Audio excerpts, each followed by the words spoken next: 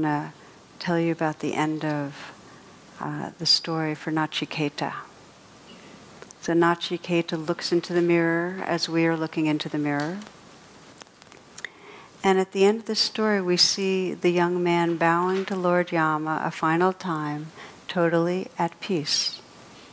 Then, as if by magic, the landscape of the kingdom of death changes to the spring rice fields of his native India. In this, a last secret is revealed to him. Death and birth are not separate. Renewal comes by dying. When we have faced death and aloneness, we realize the formless. We are unafraid to live, and life flowers under our feet. Everywhere we go becomes holy ground.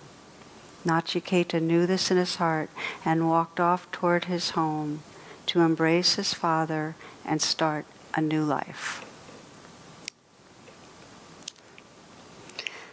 So that's, in a way, a very easy to forget teaching, that we think we're opening to the formless and we're just going to dissolve into some oneness, but what actually happens is we open to the wholeness of our being and we can re-enter this life. We can engage with our moments with a wholeheartedness, with a creativity. The Tibetans call this that we become a child of wonder. We walk on this earth and we walk through our lives aware of the vastness and mystery of who we are and absolutely celebrating our moments. We, like Nachiketa, enter the spring so we can really have wonder at the blossoms, and so we can really step on this earth in awareness. And so we can really, in a very deep way, have this capacity of curiosity and awe and love.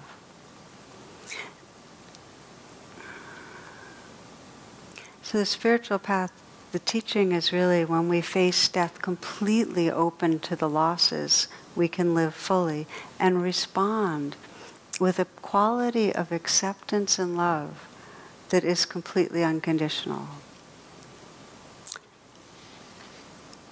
Story I thought I'd share with you that was told by a surgeon. Richard Seltzer describes a man who, in a sense, had this understanding of vastness and brought it into his moments in a very beautiful way. This is what he writes. He says, "I stand by the bed where a young woman lies, her face post-operative, her mouth twisted in palsy, clownish. A tiny twig of the facial nerve, the one to the muscles of her mouth, has been severed. She will be thus from now on." The surgeon, he's talking about himself, had followed with religious fervor the curve of her flesh. "I promise you that. Nevertheless, to remove the tumor in her cheek, I had to cut the little nerve. Her young husband is in the room. He stands on the opposite side of the bed, and together they seem to dwell in the evening lamplight, isolated from me, private. Who are they, I ask myself, he and this wry mouth I've made, who gaze at and touch each other so generously? The young woman speaks.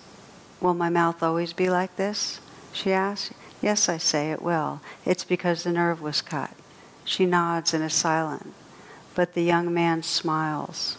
"I like it," he says. "It's kind of cute." All at once I know who he is. I understand and lower my gaze. One is not bold in an encounter with a god. And mindful, he bends to kiss her crooked mouth, and I am so close I can see how he twists his own lips to accommodate to hers, to show her that their kiss still works.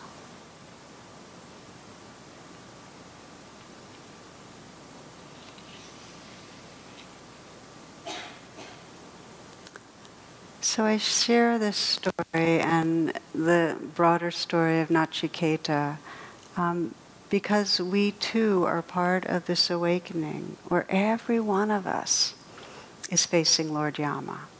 Whether we wish we were or not, we are. And we have that choice to encounter the losses, encounter this changing life with that quality of presence and know that it's only by letting go of the blame and the armor, it's only by contacting what really matters to us, and ultimately by looking into our own minds, that we discover this freedom where we realize this vastness and beauty of the awakened heart.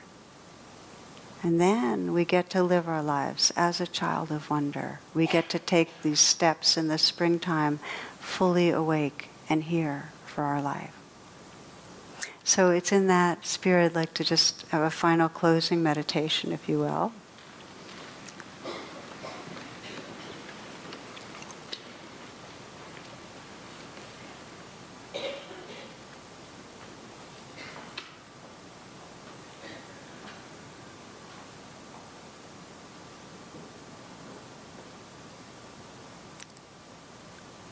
There are many ways to practice forgiveness, which is really to let go of whatever armors our heart.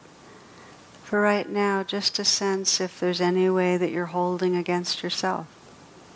Anything from today or recently.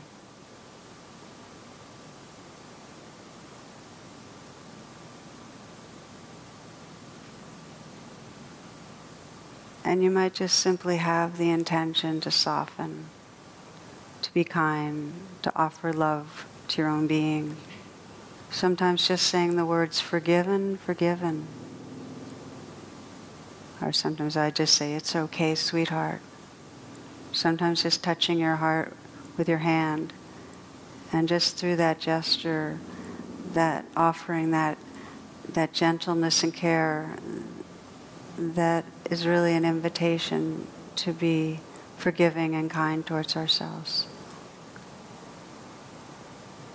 Just see if you can soften a little towards yourself.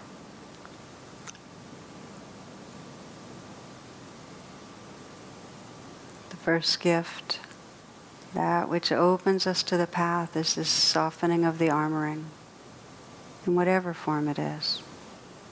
The second gift is to remember what we care about, remember what we love. Just take a moment, as we did at the beginning of our meditation, just to sense what is it that matters to you. If you were at the end of your life looking back, what would matter about how you live this moment? Just this moment, what would matter?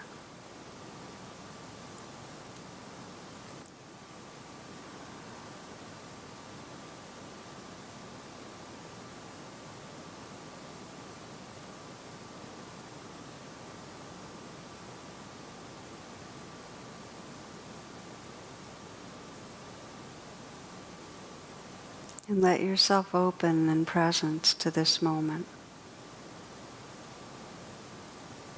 So see how deeply you can say yes to the life that's right here.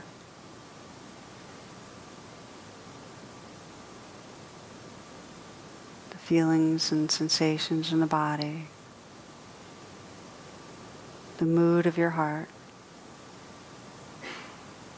The sounds and the life that surround you. Opening and opening.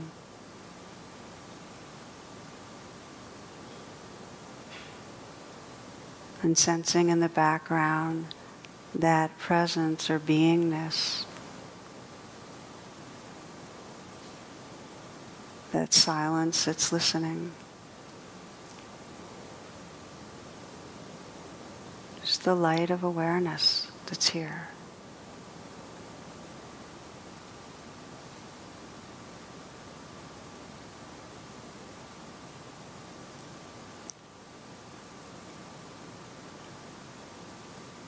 We close with the loving kindness prayer. May all beings recognize the loving presence that is their essence. May all beings come to trust and live from loving presence. May all beings everywhere awaken and be free.